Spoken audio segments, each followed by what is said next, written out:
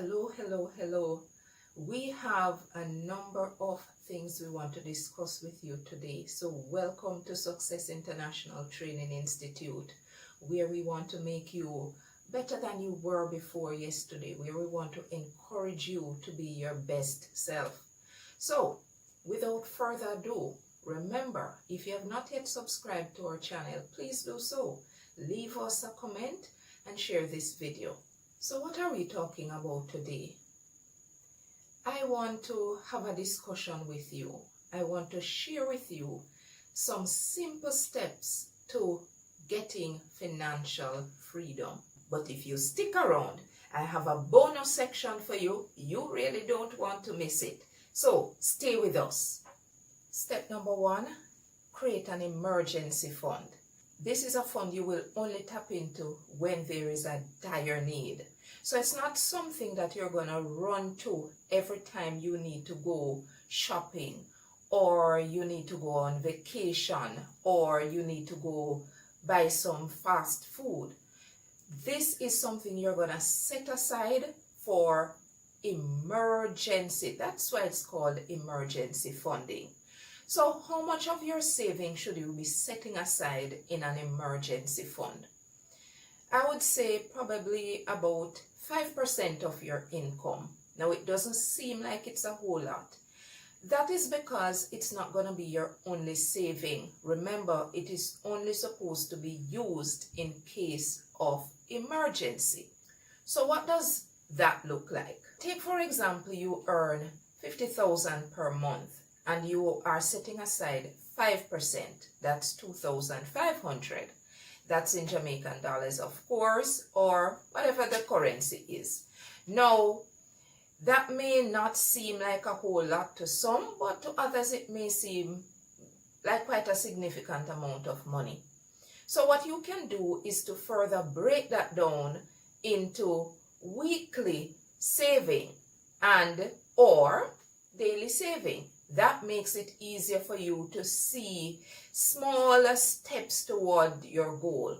What you want to be able to do is to develop a consistent habit of setting aside some money. Remember, habits that we have developed over the years are not necessarily easy for you to break right away. You're setting up yourself for a future that is free from all the stress. You don't have to be counting every cent each time. You don't have to be going into the stores looking at every penny or the price on everything and determining, oh, I can't afford this. So you're taking gradual steps towards that.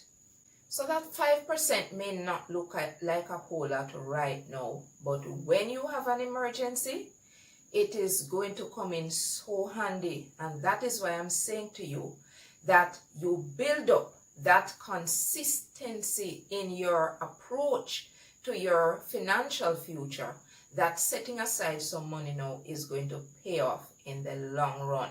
Step number 2 is for you to pay off your debt. So many of us have debts. It could be student loan, credit card, mortgages, loans that we have taken from family or friends. We just have debts. Sometimes we don't even know how it is we got ourselves into the debt situation, but we have it. So you're going to have debts that carries different interest rates. Some economists and financial analysts suggest that you pay off the debt that has the highest interest first, because those are usually more impactful. Fine? That's their theory. Another theory includes the human element. Now, I sometimes advocate for paying off the debt with the higher interest first.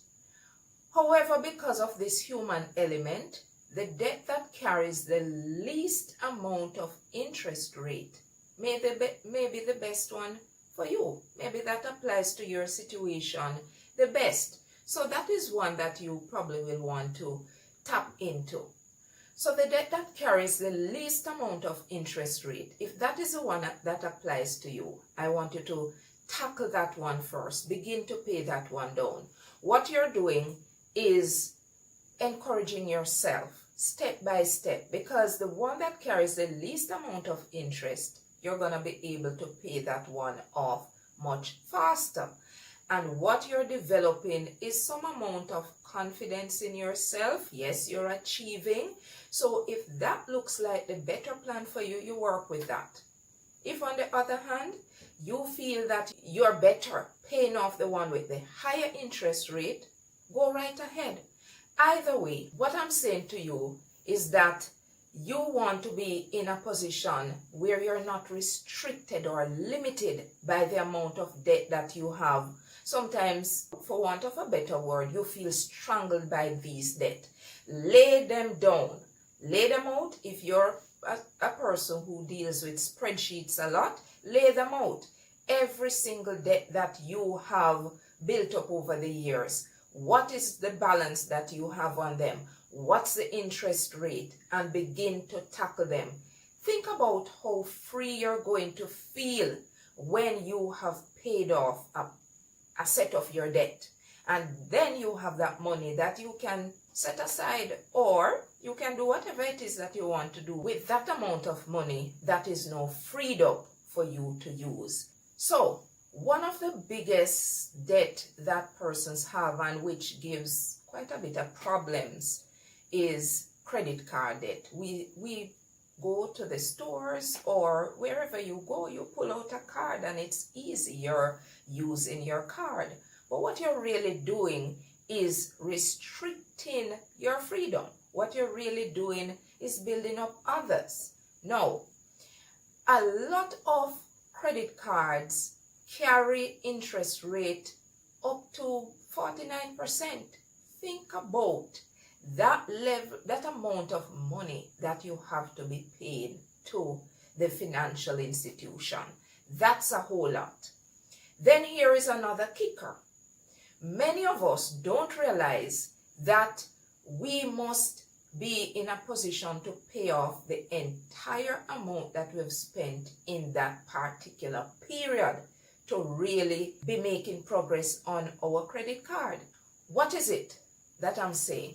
The financial institution usually gives you a minimum that they say you're to pay each time, whatever your credit card period is. If you simply stick by that minimum, I do not know that you'll live long enough to pay off that debt, because the balance that you owe is going to, the interest is going to be added to that balance from the very time the transaction took place. So, if you're going to clear your credit card debt, you must take steps to pay either all of it or as much as you can, but certainly do not pay the minimum amount. You're going to be in debt forever.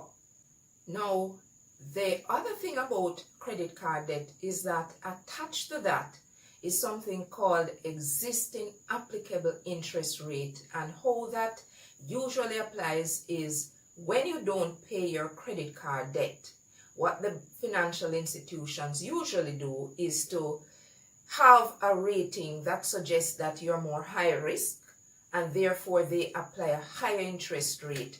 That can actually go up to 55-54%. Now, that is taking out a whole lot of money out of what you need to be saving or to be spending on other necessities that you have. So please, pay off your credit card debt. That is another step that you need to take towards your financial freedom. A third step is for you to create a cushion. Yes, create a cushion. That is to set aside some money as best as you can. Set aside at least 6 months of your income. Put it aside.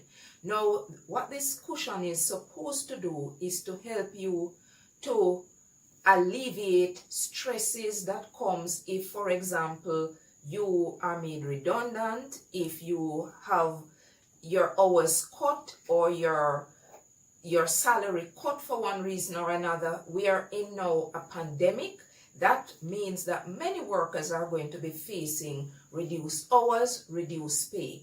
That cushion is supposed to help you during these very difficult times. At least 6 months of your income. Now, the idea is you would have been living within your means, living within what your income can afford. So saving 6 months, certainly if you can do more, then that is even better. But what you want to do is to have something that if you should face struggles, if you are facing some financial dilemma, then you have that money to tap into. So create that cushion, and that's going to help you in the long run. So another step to financial freedom is saving towards your retirement. How many of us thought about the day when we would retire? I have many times. I want to retire. I know that once we're alive, we're going to retire. What it is that you want to do is to put aside money for that time that you retire. I truly believe that when someone retires, they shouldn't have to be knocking down doors to be working unless you really want to work for yourself or doing something, anything you want to do. You're supposed to have that freedom during your retirement age. So if you begin to save for retirement, that is how you're going to be able to really enjoy retirement. Otherwise, you're not going to enjoy retirement. You're going to be struggling to pay all your bills. Remember also that as we get older, we're going to face more financial bills. And so you don't want to have your family on speed dial, family or friends, when you've worked all these years. Put aside some money into a retirement fund. There are so many companies out there that offer good retirement plans. It doesn't matter how much you have to put aside now. The idea is that you're setting aside some money. Certainly, if you start earlier, it's much better.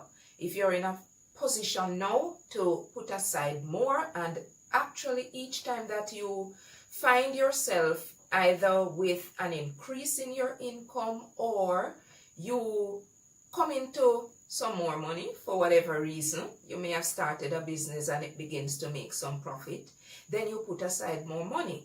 The plan is to start saving for your retirement now. Actually, many financial institutions and insurance companies offer retirement plans. So all you have to do is to take the step to really save, put aside some money, and you will not regret the day you have done it. The next step is to invest. Invest, invest, invest. Securities, bonds, and these I am suggesting you invest for the long term. 5 years, 10 years, 15 years, 20 years, long term, because that is really when you're going to see the benefits. Not in the first 2 months, 3 months. You're going to see the benefits in those long-term investments. Now, in this pandemic, it may seem difficult, but remember, shares and stocks, the prices are lower now. So if you invest now, in a few years' time, the market is going to pick up. Difficult days do not last forever. So too are those positive days. They don't last forever. If you invest, what you're going to have is a period when the stock markets will bounce right back and you're going to be in a better position. You're going to have the advantage over someone who does not invest. Take responsibility for your growth. Take responsibility for your freedom. Take responsibility for your future. And you have to begin now. So do some investment. Look around. Do some research. What are the stocks that are available now for sale? It doesn't matter how insignificant the amount of money you have is. Do some investment. Put some aside into stocks, bonds, and you're going to see how it benefits you in another 5, 10, 15, 20 years, however long you leave it. The idea is to leave it for a long period of time so that it can multiply and increase your wealth. The next step towards your financial freedom is to become an owner. Many of us are purely consumers. We are going out and we are buying up everything, services, products, we're buying up everything, but we are not owners. If you're an owner, what you're really doing is ensuring you're keeping some of the money that you have earned. If it is that you're not keeping that money, you're really just a consumer. So for example, buy the house, you rent out the house instead of you continuously renting. You may decide to develop a product instead of simply consuming every product that you see, and you are applauding these other entrepreneurs, but really you're not doing anything for yourself.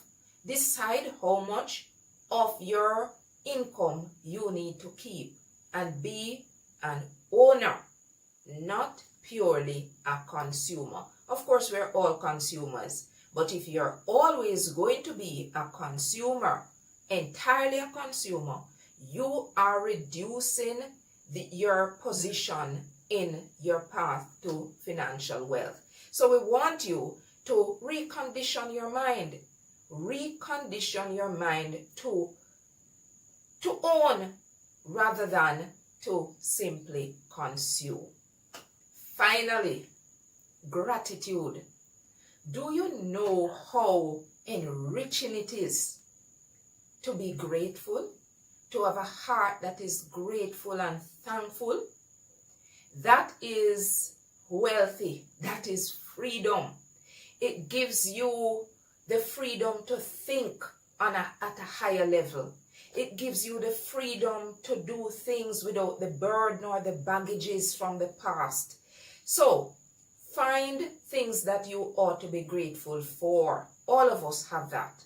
The opportunity to give back, to volunteer, to help someone who is in need. Do not just be a taker in life. Be a giver.